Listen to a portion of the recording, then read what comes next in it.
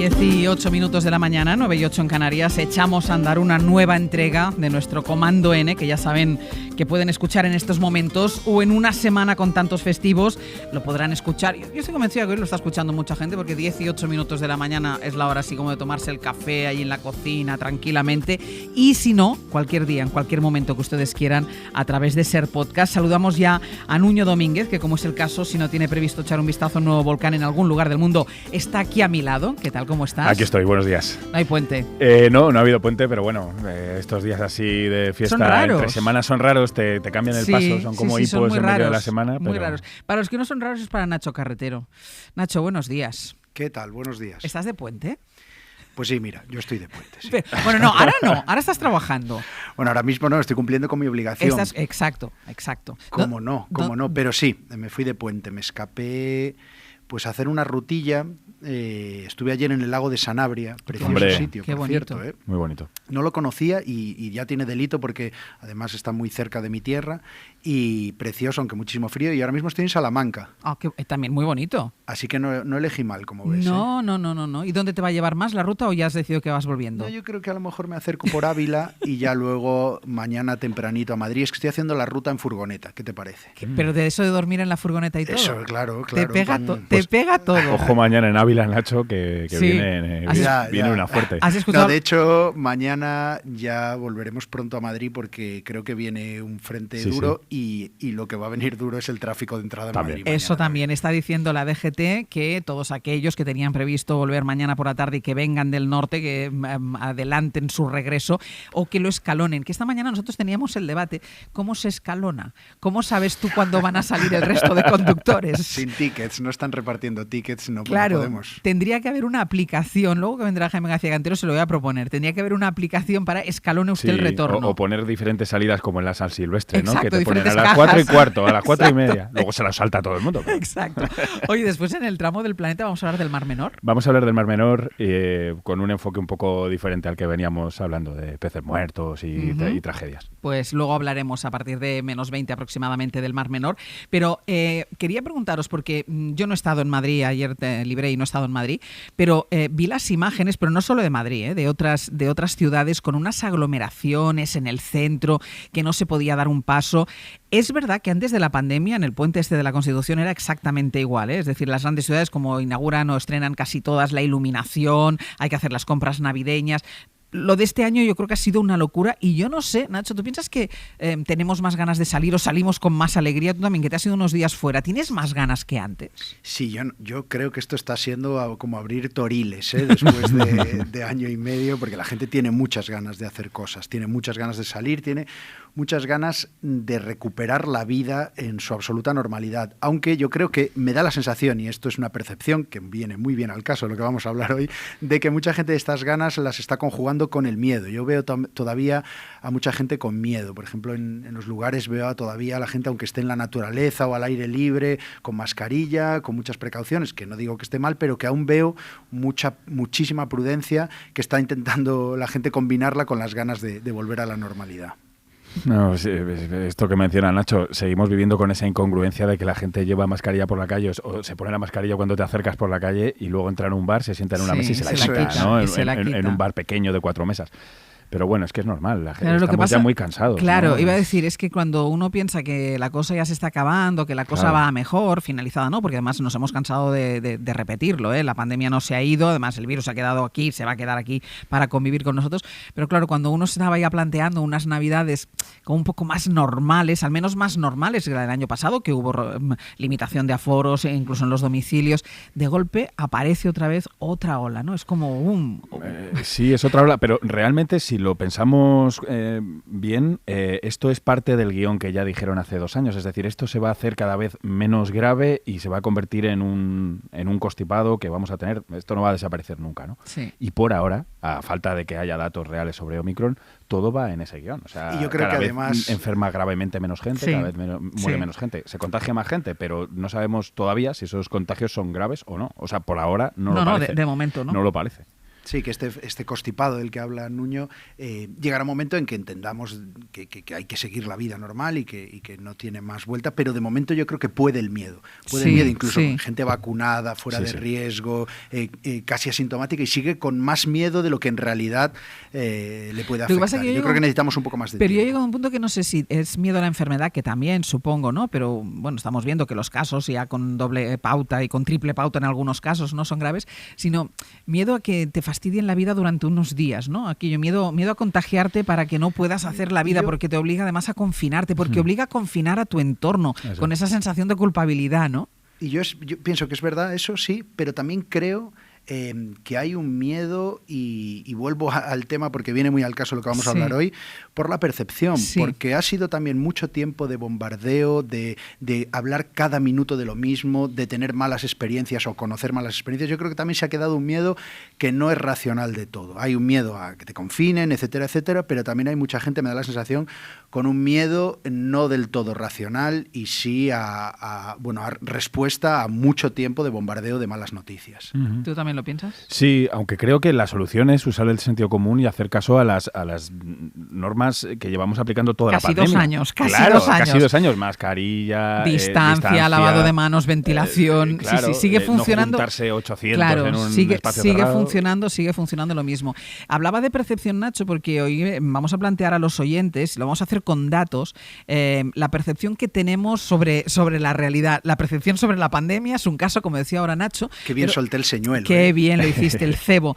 Y otra es la percepción sobre la situación económica, ¿no? Y viene al caso, pues porque primero todos los indicadores de la economía, excepto el gobierno, están diciendo que las previsiones que ha hecho el Ejecutivo no van a ser tan buenas, que van a bajar, pero claro, van a bajar todo e ir subiendo, es decir, que el crecimiento sigue existiendo. Y luego esa doble percepción que el CIS detectaba, ¿no? Que cuando a uno se le pregunta en general cómo va la situación económica del país, dicen que mal, pero cuando preguntan, bueno, ¿y a usted la situación económica cómo le va? Dice, bueno, pues me va bien. Y por eso queríamos hablar hoy de la percepción. Así que en unos minutos vamos a incorporar a esta conversación a Javier Ruiz, jefe de economía de esta casa, y la colaboración de nuestros oyentes. Y vamos a hablar de cómo estamos en materia económica y cómo creemos que estamos en materia económica, en la diferencia, en cómo percibimos la recuperación económica a nivel global como país y en cómo creemos que nos va a cada uno de nosotros. 900-100-800, esperamos ya sus comentarios. ¿Cómo creen que nos va económicamente? ¿Creen que estamos personalmente igual, mejor o peor económicamente que como país?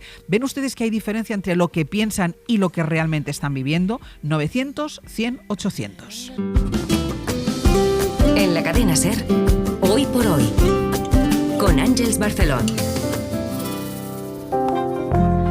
Vintage tea, brand new phone, high heels on, cobblestones. When you are young, they assume you know nothing. Sequin smile, black lipstick, sensual politics. When you are young, they assume you 10 y 21 minutos de la mañana, 9:21 en Canarias. Seguimos comandeando, perdón por el vocablo, con Nacho Carretero y con Nuño Domínguez. Y vamos a sumar a esta conversación a Javier Ruiz, jefe de la sección de economía de esta casa, porque durante los próximos minutos vamos a fijarnos en la discrepancia que hay entre la percepción que los españoles tienen de cómo va la recuperación económica del país y la percepción que tenemos de cómo nos vamos recuperando cada uno de nosotros. Porque según la última encuesta del CIS, el 67% de los españoles piensan que la recuperación económica es mala o muy mala, pero al mismo tiempo más del 57%, casi el 60%, considera que su recuperación económica personal va bien. En el 900-100-800 les estamos preguntando hoy cómo les va a ustedes económicamente, son de los que han encontrado trabajo últimamente, les va mejor que hace un año, tienen confianza en el futuro económico, ¿cómo les va? Javier Ruiz, muy buenos días. Buenos días, Àngels. A ver, yo no sé si la encuesta del CIS a ti te ha preguntado personalmente. A mí no, pero yo estoy en esta tesis tuya. Yo estoy normalmente en el abierto, esa es la realidad. Hoy me habéis llevado al comando y mi percepción de la realidad es acabo de ascender, ¿no? Acabas de ascender. No, porque la parte buena es esta, ¿eh? Claramente. La parte buena es esta. A ver, ¿cómo crees que se está recuperando España económicamente? ¿Cuál es tu percepción general? Venga, vamos con la realidad y luego la percepción de la realidad. La realidad es que estamos en recuperación. De hecho, la realidad es que estamos discutiendo si somos líderes de recuperación o si estamos en el pelotón de la recuperación. Pero ese es el debate político. El debate político es en qué punto estamos de la recuperación. Pero estamos en una recuperación. De hecho, si uno mira la curva de crecimiento económico, es literalmente como un electrocardiograma. Nos pegó un bajón tremendo, pero luego vuelve el pulso y a partir de ahí estamos creciendo en torno al 4,5%. Y es cierto que no es el 6,5% del que alardea el gobierno, pero tampoco es el rescate del que habla la oposición. Estamos creciendo y la realidad es indiscutible. Estamos creciendo en esto, estamos creciendo en compraventa de viviendas. 14% ha subido la compraventa de viviendas. Estamos por encima del COVID. Estamos creciendo en empleo. Hemos tenido 9 meses de caída del paro, 7 meses de creación de empleo. Estamos creciendo en hipotecas. Han subido un 57%. Estamos creciendo en recaudación fiscal. Ha subido un 16%. En fin, estamos creciendo, Ángeles, no hay dudas sobre esto, estamos creciendo y luego, al margen de esta realidad, pues lo que dices tú, está la percepción de la realidad. Primero me parece importante insistir en que estamos creciendo porque es verdad que como damos muchas veces una batería de datos, sobre todo cuando hay diferentes instituciones, diferentes organismos que rebajan la previsión del crecimiento del gobierno, parece que es que dejemos de crecer. No, estamos creciendo un 4,5%. Es verdad que la percepción, en este caso no, en este caso la previsión del gobierno es de algo más, es del 6 y pico, pero estamos creciendo este 4,5%. Entonces, dime una cosa, Javier, ¿por qué crees que la gente tiene esa percepción de que la economía va mal? Pues porque esto no se lo digas a Inma Carretero, que igual ahora no nos está escuchando, pero porque la política nos ha contaminado también la economía. Esto es lo que nos faltaba por polarizar y esto es lo que ha pasado. La política ha polarizado la economía y estamos viviendo una situación absolutamente alucinante que es de cierta irresponsabilidad política. Se nos está jugando con todo y se nos está jugando con esto también. Y cuando tú le metes miedo a la gente deja de gastar. Así que lo que estamos es inyectándole a la gente miedo y jugándonos una recuperación que ahora lo es, sí, pero que si seguimos jugando a este juego probablemente deje de serla. Porque con los datos que teníamos y con los datos que decíamos, Ángeles, solo el 20% de la población, 21 para ser exactos, cree que la situación económica, 21%, es 1 de cada 5 españoles. 1 de cada 5 españoles dice la situación económica es buena o muy buena. Pero es que 2 de cada 3, el 66% de la gente, 66% dice que es mala o muy mala. ¿Qué ha pasado?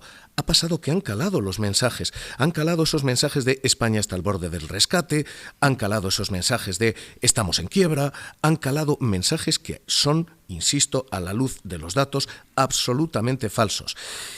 ¿Hasta qué punto han calado, Ángeles, que si uno coge los datos por a quién ha votado usted, esta percepción queda clara con a quién ha votado usted?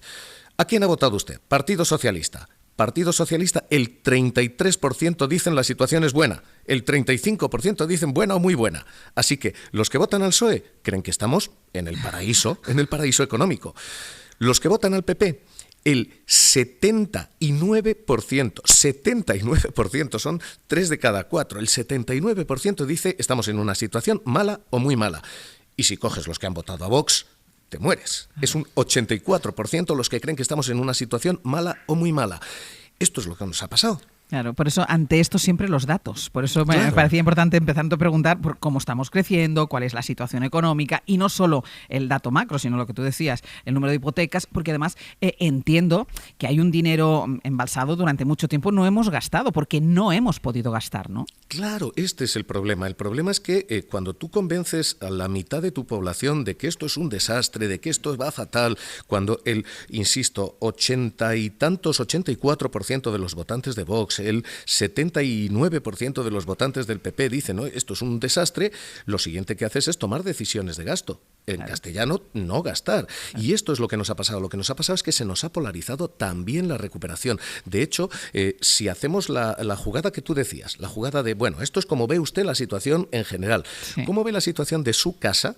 Ya decías tú, sí, el 57% dicen bien. Pero es que si tú preguntas en su casa, vote usted a quien vote, Ahí todo el mundo dice lo mismo. Los que votan al PSOE dicen 59% buena. Los que votan al PP, 58% buena. Los que votan a Vox, 54% buena. No hay debate sobre cómo estamos. Bien. Lo que hay es debate de cómo está la economía. Insisto, nos la han polarizado, nos la han politizado también y nos estamos jugando, Ángeles, decías tú, dinero embalsado. 58.000 millones de euros que no se han gastado durante la pandemia y que son la clave de si esto sale o no sale adelante y si esto sale o no sale rápido o lento. Así que lo que nos ha pasado es que este tramo igual me voy a replegar al abierto y os dejo aquí a los Ms, espera, que quiero escuchar, quiero escuchar y quiero que escuches. Nacho, ¿qué sensación tienes con esto, Sí. con esta diferente percepción? Sí, pues que al final lo que decía Javier, buenos días Javier desde Salamanca, por cierto. Qué envidia me has dado. Es que al final era raro que la economía sobreviviese a la contaminación de la percepción. Otros ámbitos políticos llevan tiempo ya rigiéndose por la percepción, que además meter en la agenda política la percepción siempre resulta más sencillo, porque hablamos de sentimientos, de pasiones, de miedo, pues siempre es más fácil que el ejercicio de los datos y la realidad. Y, por ejemplo, pues que España, como dice Vox o otros partidos, es un país inseguro, que ya no se puede salir a la calle, que no sé qué. Y la realidad dice que España es un país extremadamente seguro. Y como eso, muchos ámbitos. Por eso digo que me extraña que la economía hubiera sobrevivido a este fenómeno de percepción versus realidad. Claro. Y que percibamos una cosa y los datos digan otra. Yo creo que además en la época que vivimos, la época de la sobreinformación, es más fácil que nunca manejar los sentimientos por encima de la realidad. Yo quería preguntarle a Javier, ¿puede existir el fenómeno inverso? Es decir, ¿puede existir que percibamos que estamos bien y no que no estemos bien, pero que en realidad sí que puede haber datos, indicadores, etcétera, que presagian algo y estemos percibiendo que todo va bien? Es decir, ¿puede existir que individualmente percibamos lo contrario a una realidad que no nos estamos enterando? No solamente puede pasar, sino que ha pasado, y se llama España 2008. En España 2008 teníamos todos unos niveles de deuda extraordinarios, nos habíamos metido todos en hipotecas tremendas, estábamos que no llegábamos a fin de mes, pero entonces pasó lo que, en fin, termina pasando en economía, y es que te alcanza la ley de la gravedad. Todos creíamos que estábamos muy bien, empezaron los movimientos de tipos, empezaron los miedos y nos pegamos un bofetón contra el suelo que nos tardó 10 años en recuperarnos. Eso suele pasar. Pero suele pasar el fenómeno inverso. El problema que tenemos aquí es que este debate que estamos haciendo nosotros en economía, la percepción de la realidad es la realidad. Si la gente se fía, la gente gasta. Y si la gente desconfía, la gente para. Este es nuestro problema. Y tenemos un problema, de verdad. Nuño. Es muy curioso porque este fenómeno, esta paradoja, ¿no? De mi economía está fenomenal, pero el país va fatal. Sí. Es algo que pasa, es muy habitual de las encuestas de opinión y pasa más en los países occidentales. Y hay estudios que dicen que tiene que ver con la desigualdad. Cuanto más desigualdad hay en una sociedad, más creemos que a nosotros nos va bien.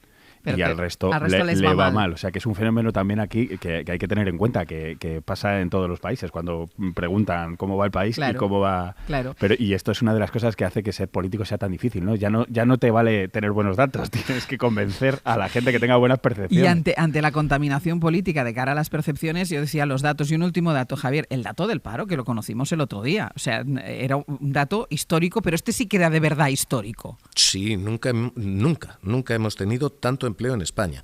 Tenemos 19,7 millones de personas trabajando en nuestro país. Eso no lo hemos vivido ni en el boom del ladrillo. Llevamos 9 meses recortando el desempleo. Eso, en fin, no lo hemos vivido jamás. Llevamos 7 meses creando empleo. Y luego podemos discutir si ese trabajo es más o menos precario, si la estabilidad es más o menos, pero lo que es indiscutible es la recuperación, salvo que uno quiera ganar unas elecciones y entonces todo es discutible. Y esto es lo que nos está pasando, que nos han contaminado también la página económica. Ahora me subo a la reunión y ya te digo yo, Ángeles, que voy a ajustar cuentas con Inma Carretero, jefa de Nacional. Ella te las pedirá. Muchísimas gracias, Javier. Un abrazo, cuidaos Hasta mucho, luego. un abrazo. Hemos pedido a los oyentes que nos cuenten la percepción que ellos tienen sobre la situación económica, la que piensan que está atravesando España con esos datos de crecimiento del 4,5% y las que están viviendo en primera persona. Y nos ha llamado Pau desde Castellón. Pau, muy buenos días. Hola, buen día. ¿Qué tal? Buen día. ¿Cuál es la percepción sobre la situación económica que tienes tú? Yo creo que la situación es bastante mejor de lo que están citando estos agoreros que dicen que vamos a la ruina total y que estamos prácticamente en bancarrota. No estamos para tirar cohetes, pero poquito a poco las cosas van espabilando, vamos mejorando día a día. ¿Tú crees que hay contaminación política, como decía Javier, en los mensajes? Muchísima. Además, se detecta, si escuchas tertulias políticas y demás, pues ya hace un tiempo que van con ese mensaje de catastrofismo absoluto. Pau, muchísimas gracias. Estás caminando, ¿no? Sí, estoy caminando. Pues sigue haciendo ejercicio. Muchísimas gracias. Venga, adeu. Hasta adeu. Es que se notaba que estaba ahí al ritmo, sí. Así me gusta. Que la gente nos llame mientras está caminando y se note que haga deporte, que nosotros estamos aquí sentados. Ana, desde Gijón, muy buenos días. Hola, buenos días. ¿Qué tal, Ana? ¿Cuál es la percepción que tú tienes sobre la situación económica? Pues yo en realidad creo que no se puede hablar de una situación económica uniforme. Vivimos, bajo mi punto de vista, a dos velocidades. Estamos los que están locos porque abran las estaciones de esquí para pasar el puente y la gente que no tiene para comer. Ya. Y además están las imágenes que vemos de preciados y toda esa chifladura y a no sé cuántos kilómetros, pero que creo que son bien pocos, la Cañada Real, con gente allí que no tiene luz ni de Navidad ni de nada. Entonces no sé cómo se puede recuperar un país si no atendemos a todo el mundo. Pues Ana, muchísimas gracias. Hasta luego. Se tiene que ver con lo que tú decías, con la desigualdad. Hoy salían en El País, hemos leído los datos de la desigualdad tanto en Europa como, bueno, no sé si a nivel mundial y en España.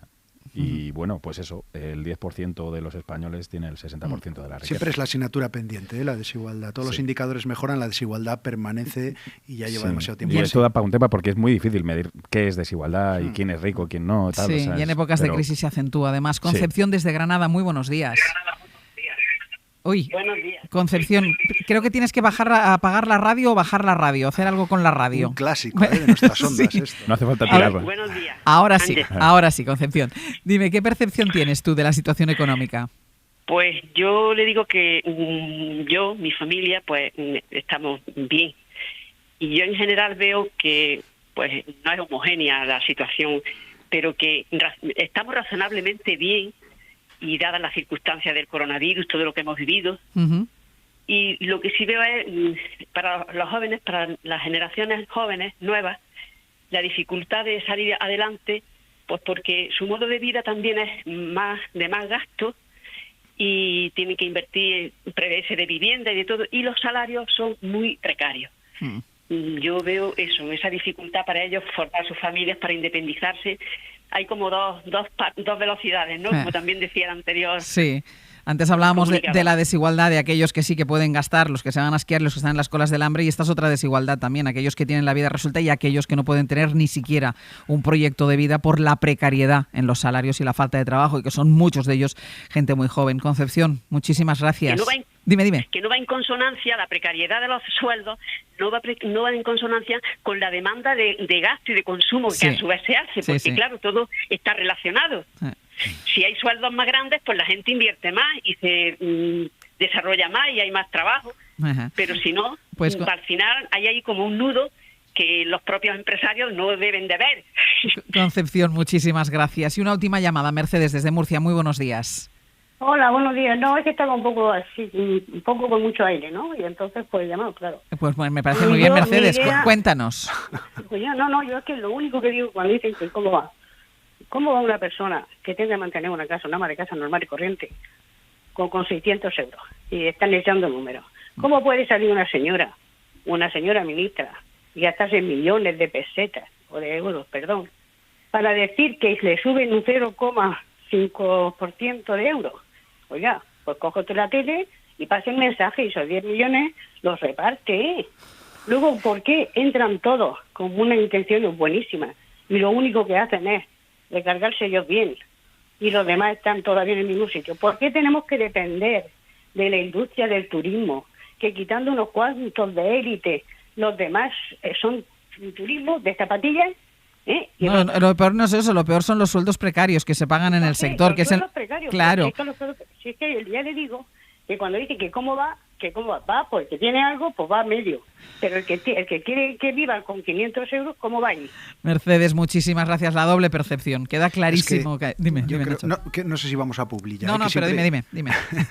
Digo que muchas veces cuando hablamos de esta percepción contra realidad y uno dice, a ver, las cosas no están tan mal como se percibe o como nos hacen o nos quieren hacer percibir, no significa que estemos diciendo que están bien. No, Esto claro. es aplicable a todo y sobre todo a la economía. Cuando estamos diciendo que la economía no está tan mal como algunos quieren hacer ver, no estamos diciendo que la economía esté bien. Por supuesto que hay mucho margen de mejora, por supuesto que hay mucha gente que lo está pasando mal, hay muchísimo que mejorar. Lo que estamos diciendo simplemente es, no es que esté todo bien, es que está mejor de lo que nos están haciendo percibir. Y yo creo que el matiz es importante. Claro, es que la contaminación, y vuelvo a utilizar la palabra que utilizaba Javier Ruiz, la contaminación política, por eso digo que es muy importante. Luego, la economía de cada uno, hay tantas realidades como habitantes hay en este país. Y mucha gente pasándolo muy mal. Exacto, cada uno se conoce su realidad, los jóvenes con contratos precarios, los que están cobrando el paro y que se les está acabando, el paro de larga duración, es decir, hay tantas realidades como habitantes, pero el caso es en que ahora mismo este país tiene un crecimiento del 4,5% y hay un sector político de este país que quiere hacer creer que este país está en la quiebra. No, hombre, esto no es así. Vamos a hacer una pausa y a la vuelta hablamos del Mar Menor.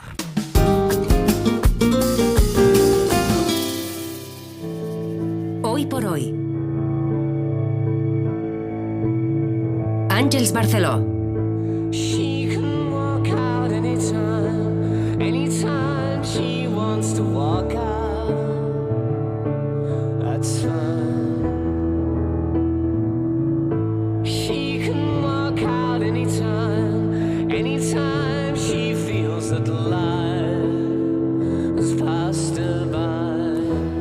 10:43 de la mañana, 9:43 en Canarias. Seguimos en el tiempo del Comando N de Nacho Carretero y de Nuño Domínguez, ya en los minutos que dedicamos a nuestro planeta todos los martes. Y esta mañana queremos hablar con Nuño de un avance, una esperanza, que no es tampoco una varita mágica, pero que de alguna manera puede ayudar y mucho a recuperar la situación que viene atravesando desde hace años el Mar Menor. Y Nuño, el resumen, el titular sería algo así como ostras para filtrar el agua sucia. Sí, es una de las intervenciones basadas en la ciencia que se van a hacer en el Mar Menor y que no es la panacea. Esto no va, las ostras no van a resolver el problema por ellas solas, pero sí que entra, es una forma de recuperar un ecosistema que se había perdido y que además ayuda a eliminar esa, que a mí el término me inquieta bastante, la sopa verde que hay en el Mar Menor. Porque antes de entrar en esta cuestión en concreto, ¿en qué situación está el Mar Menor ahora? Bueno, después de en agosto esa mortandad de peces masiva, etcétera, ahora yo diría que está en proceso de recuperación. ¿Por qué? Porque el proceso se ha judicializado y hay empresas que están siendo procesadas.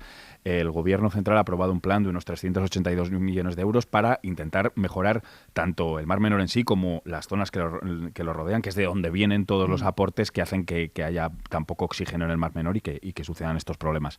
Y además hay proyectos científicos liderados por investigadores muy potentes, y entre ellos con la que vamos a hablar hoy, Marina Alventosa, que van a intentar recuperar el ecosistema del Mar Menor basados en la ciencia y basándose en experiencias de otras zonas que estaban muy contaminadas en otras partes del mundo y que han utilizado este mismo sistema donde ha funcionado. Claro, yo creo que la buena noticia es que se ha puesto el foco en el Mar Menor, es decir, que hay que todo el mundo ha sido consciente de que hay que buscar una solución. Se ha internacionalizado, o sea, se está hablando del Mar Menor en los medios de Alemania, en los medios británicos. Los supermercados Aldi. Los supermercados dijeron, Aldi, mire, por perdón, ejemplo. O arreglan ustedes esto o dejamos de comprarles verduras. Y ustedes. ahí es donde puede venir la solución, ¿no? Porque duele mucho. Casi se erigió como el símbolo de todo lo que estamos haciendo mal, ¿no? En el medio ambiente, el Mar Menor como una especie de símbolo. Claro, aunque son problemas que suceden en muchos otros sitios. Es decir, por ejemplo, en Alemania hay una agricultura industrial brutal también, o en otras zonas. O sea que también es un problema grave, pero también tenemos que ponerlo en contexto. Que no somos los únicos. Marina Alventosa, que la citaba antes Nuño, forma parte de este proyecto de recuperación del Mar Menor. Es profesora de investigación del Instituto Español de Oceanografía de Murcia. Marina, ¿qué tal? Muy buenos días. Hola, buenos días, Ángels. La idea, Marina, es conseguir repoblar el Mar Menor de ostras para que vayan haciendo su trabajo como filtradoras, para que eliminen los contaminantes que tiene el agua. Sí, realmente lo que estamos intentando es recuperar la población de ostra plana, que ya existía en los años 80 y 90 en el Mar Menor y que prestaban un servicio, es lo que nosotros llamamos los servicios que proporcionan los ecosistemas. ¿Qué sucede cuando la acción del hombre es tan dura, es tan fuerte sobre el ecosistema, sobre la naturaleza, que lo que hacemos es que perdemos organismos, perdemos hábitats y perdemos los servicios que ellos proporcionan? Entonces, las ostras y en general todos los bivalvos son organismos filtradores que lo que hacen es filtrar las partículas, el fitoplancton que hay en el agua. Cuando se produce un proceso como el que nos está pasando en el Mar Menor, que hay un exceso de nutrientes, eso ocasiona el desarrollo incontrolado de las poblaciones de microalgas, del fitoplancton, y no tienes los organismos que consumen ese fitoplancton que podrían un poco equilibrar, ¿no? Entonces, bueno, la recuperación de poblaciones que antiguamente existían y que el ser humano ha ido degradando, pues es un poco... Porque las ostras que había, tú decías que estaban ahí, desaparecieron por efecto humano también. Sí, bueno, el Mar Menor lamentablemente es un ecosistema que está siendo degradado desde hace décadas, con diferentes tipos de actuaciones, desde la minería de principios del siglo XX, la agricultura, el desarrollo urbanístico. Entonces, está siendo impactado o ha venido siendo impactado durante muchos años y el colapso lo vimos en 2015, pero tengo recortes de congresos y reuniones científicas realizados precisamente en mi centro de investigación en los años 80, en donde avisaban de que esto iba a suceder en los años 80. Y ha sido en el 2015, ¿no? cuando vimos... Yo tengo aquí un dato, que si es cierto y tú me lo corroborarás, me parece brutal. Hace 50 años hubo 185 millones de ostras y en el último recuento, en 2006, quedaban 6 millones de ejemplares. Sí, realmente fue en los años 80. En los años 80. Y en este periodo han desaparecido prácticamente todas. Sí, y bueno, y muchísimas otras poblaciones de otros filtradores, de otros bivalvos. La nacra también, la nacra es un mejillón gigante que habita y que además es de un gran valor ecológico porque está afectado por una enfermedad en el Mediterráneo y quedan una serie de ejemplares en el Mar Menor. Pues esa población antes de la crisis de eutrofización pues rondaba 1 millón y pico de ejemplares y ahora son escasamente unos cuantos cientos, 700, 800. Entonces, claro, el deterioro es tremendo y claro, nosotros hemos visto las imágenes de los peces. Claro. Los bivalvos no andan, no nadan, no se pueden mover, entonces eso es lo que no hemos visto y esos están ahí, ¿no? Y Marina, ¿por qué en concreto la ostra? Es decir, ¿tiene una capacidad filtradora mayor a la de otros bivalvos? Bueno, también al principio lo que queríamos un poco era centrar, porque esto es una actividad a muy largo plazo, con muchísimas vertientes, con muchísimos campos de actuación y muy complicada, con lo cual hay que ir poquito a poco y pensábamos en la ostra primero porque tiene una alta capacidad de filtración, además la ostra forma estructuras tridimensionales, forma arrecifes porque donde hay una ostra y se muere una ostra se suelen fijar nuevas ostritas, es algo así como... no sé, un coral, ¿no? Sí. Podemos imaginarnos un poquito, ¿no? Sí. Se producen unas capas de ostra, de valvas de ostra, y sobre esa van creciendo ostras nuevas. Entonces lo que hace es formar una estructura tridimensional. Y eso tiene, aparte de la función filtradora del agua, que es lo que nos estamos centrando en el Mar Menor, pero tiene otras funciones, como que retienen los sedimentos para que no se muevan, forman hábitat.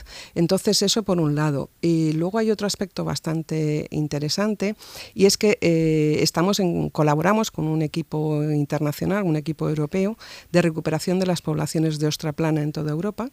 Y bueno, pensamos que era un buen comienzo. Esto no significa que no podamos trabajar con otros bivalvos.